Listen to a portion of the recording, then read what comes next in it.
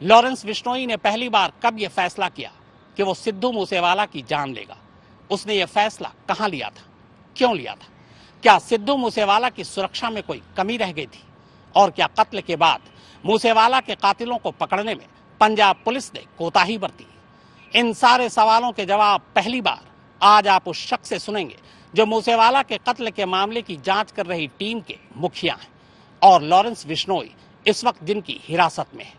तो पेश है पंजाब पुलिस के एसआईटी टीम के चीफ की जुबानी मूसेवाला के कत्ल की कहानी।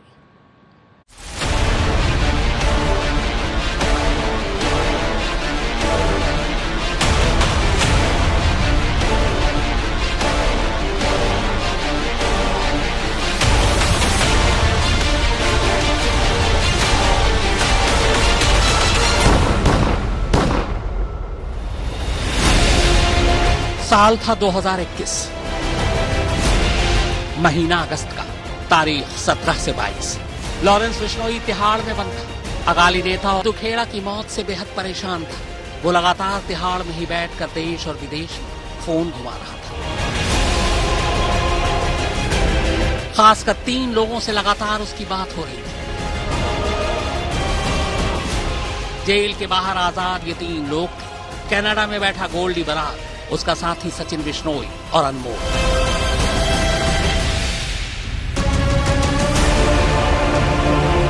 कई राउंड की बातचीत के बाद 2021 में 17 से 22 अगस्त के दरमियान आखिरकार लॉरेंस ने जेल में बैठे बैठे उन तीनों को अपना फैसला सुना दिया। फैसला मिद्दू खेड़ा की मौत के बदले सिद्धू मूसेवाला की जान लेने का। जो विक्की मिद्दू खेड़ा का मर्डर हुआ था उसके 10-15 दिनों के बाद ही उसने डिसाइड कर लिया था कि ये काम करना है। और उसकी जेल में बैठे ही फोन पे बात हुई, गोल्डी बराड़ से बात हुई, सचिन बिश्नोई से बात हुई, अनमोल बिश्नोई से बात हुई, through some connections use through Kapurthala jail. और उसी वक्त ये तय हो गया था कि ये काम करना, वो प्लानिंग स्टार्ट हो गई थी। ये वही प्रमोद भान है जिन्हें सिद्धू मूसेवाला के कत्ल की जांच की जिम्मेदारी सौंपी गई है। इस कत्ल की तफ्तीश के लिए पंजाब पुलिस ने जिस एसआईटी का गठन किया है उसके ये चीफ है। अगली लाइन जो आप इनके मुंह से सुनेंगे वो आपको चौंका देगी। पहले सुनिए, फिर आगे की बात। वो इस बात को कबूलता है कि सारी प्लानिंग उसी के कहने पर हुई है। जो सारी प्लानिंग बनी वो तिहाड़ जेल में बैठ के हुई थी। जो विक्की मिद्दू खेड़ा का मर्डर हुआ था उसके 10-15 दिनों के बाद ही उसने डिसाइड कर लिया था कि ये काम करना है। तो क्या तिहाड़ जेल में इतनी इजीली वो पूरे अपने गैंग को ऑपरेट कर रहा था? फोन वगैरह उसको आराम से वहां पर उपलब्ध हो रहे थे? ऑफ एंड ऑन जो उसकी अपनी एडमिटेंस में आया है, ऑफ एंड ऑन उसके पास कम्युनिकेशन अवेलेबल था, उस पर वो ऑपरेट कर रहा था। तो सुना आपने, ये कह रहे हैं कि सिद्धू मूसेवाला के कत्ल की पूरी साजिश और प्लानिंग कहीं और से नहीं बल्कि देश की सबसे सुरक्षित जेल तिहाड़ के अंदर थी। और ये बात किसी और ने नहीं बल्कि खुद मूसेवाला के कत्ल के उस मास्टरमाइंड लॉरेंस बिश्नोई ने कही, जो इस वक्त इनके मेहमान है, यानी पंजाब पुलिस की हिरासत में है। सुनिए पंजाब पुलिस की हिरासत में मूसेवाला के कत्ल को लेकर लॉरेंस बिश्नोई ने क्या क्या कहा। उसने डिसाइड कर लिया था कि ये काम करना है। और उसकी जेल में बैठे ही फोन पे बात हुई, गोल्डी बराड़ से बात हुई, सचिन बिश्नोई से बात हुई, अनमोल बिश्नोई से बात हुई, through some connections use through Kapurthala jail. और उसी वक्त ये तय हो गया था कि ये काम करना, वो प्लानिंग स्टार्ट हो गई थी। जो सारी प्लानिंग बनी वो तिहाड़ जेल में बैठ के हुई थी। साल 2021 का ये वही वक्त था जब तिहाड़ आज के दौर के सबसे बड़े ठग सुकेश चंद्रशेखर की वजह से सुर्खियों में आ रहा था। तिहाड़ के अंदर चल रही रिश्वतखोरी के खेल ने तिहाड़ के स्टाफ में हड़कंप मचा रखा था।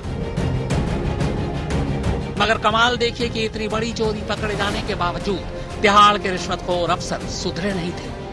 घूस महल की अपनी पुरानी रवायत को बड़ी ईमानदारी से निभा रहे थे। और उसका सबूत था लॉरेंस बिश्नोई, जो अब भी तिहाड़ के अंदर धड़ल्ले से मोबाइल इस्तेमाल कर रहा था, जिसका कम्युनिकेशन जेल की बाहर की दुनिया से बिल्कुल नहीं कटा था। ऑफ एंड ऑन जो उसकी अपनी एडमिटेंस में आया है, ऑफ एंड ऑन उसके पास कम्युनिकेशन अवेलेबल था, उस पर वो ऑपरेट कर रहा था। अगर पंजाब के एडीजीपी रैंक के काला अफसर और एसआईटी के चीफ ये बात कहें तो इसे हल्के में नहीं लिया जा सकता।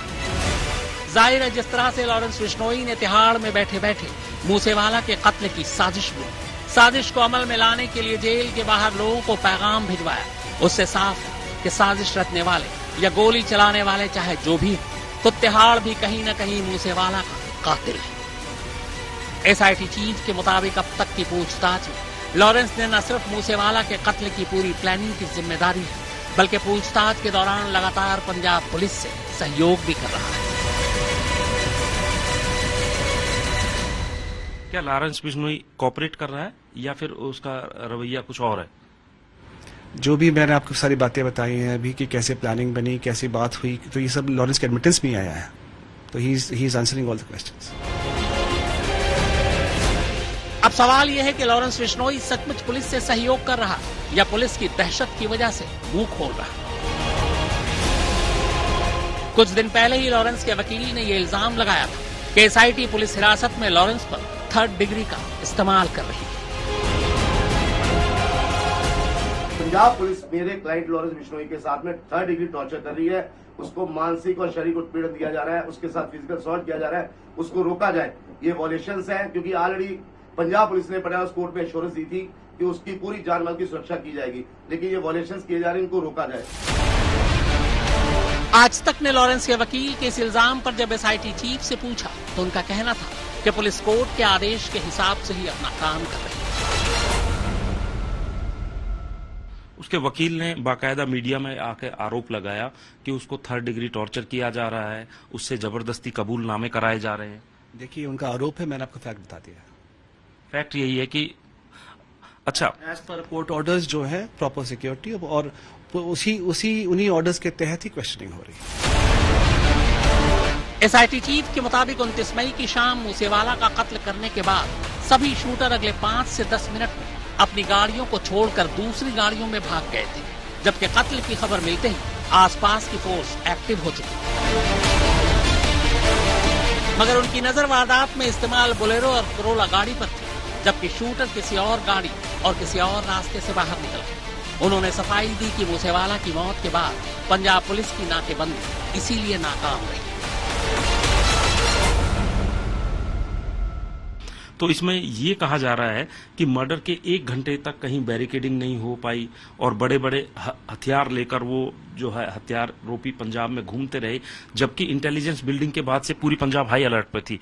तो क्या ये इन्वेस्टिगेट किया गया अभी तक कि डिले कहाँ हुआ? जैसे ही इंसिडेंट हुआ था इमीडिएटली सारी फोर्स एक्टिवेट हो गई थी। In fact all across the state we were looking searching for Bolero vehicle the other vehicle the Corolla use, but जो ये आरोपी है इन्होंने इंसिडेंट के 5-7 मिनट के बाद ही वो दोनों ही गाड़ियां जो है छोड़ दी थी। तो उसके बाद के फॉलोअप में जो इशू हुआ थोड़ा फॉलोअप में उसको पकड़ने में हम नहीं पकड़ पाए उनको, but all efforts. SIT chief के मुताबिक मूसेवाला मर्डर केस में अब तक कुल 16 लोगों को गिरफ्तार किया गया है। इनमें से 13 को पंजाब पुलिस ने पकड़ा, जबकि गोली चलाने वाले 2 शूटरों समेत कुल 3 लोगों को दिल्ली पुलिस ने गिरफ्तार किया। उनका कहना था कि फिलहाल मूसेवाला पर गोली चलाने वाले सिर्फ 2 शूटर प्रियव्रत फौजी और कशिश ही पकड़े गए, बाकी की तलाश अभी जारी है। जैसे आपको पता है अभी तक 13 अरेस्ट पंजाब पुलिस वालों हो चुकी है और दिल्ली पुलिस के पीछे 2 मेन शूटर्स और 1 एसोसिएट और पकड़ा हुआ वहां पर, तो around 16 arrest have been made already. ये सबसे बड़ा अहम सवाल ये खड़ा होता है कि इस पूरे मामले में जो डायरेक्ट इन्वॉल्वमेंट है, जिसने मर्डर किया है, जिसने गोली चलाई है, क्या वो कोई पकड़ा गया अभी तक? 2 बंदे ऑलरेडी पकड़े जा चुके हैं, एक प्रियव्रत फौजी और कशिश। ये मान लें कि ये दोनों ही शार्प शूटर थे, इन्होंने ही गोली चलाई सिद्धू मूसेवाला के ऊपर। प्रियव्रत को तो हमने ही आइडेंटिफाई कर दिया 3-4 दिन के अंदर ही, जब फतेहाबाद की सीसीटीवी। एब्सोल्युटली, तो प्रियव्रत तो आइडेंटिफाइड वहां पर और कशिश को लिंकअप करा दिल्ली पुलिस ने।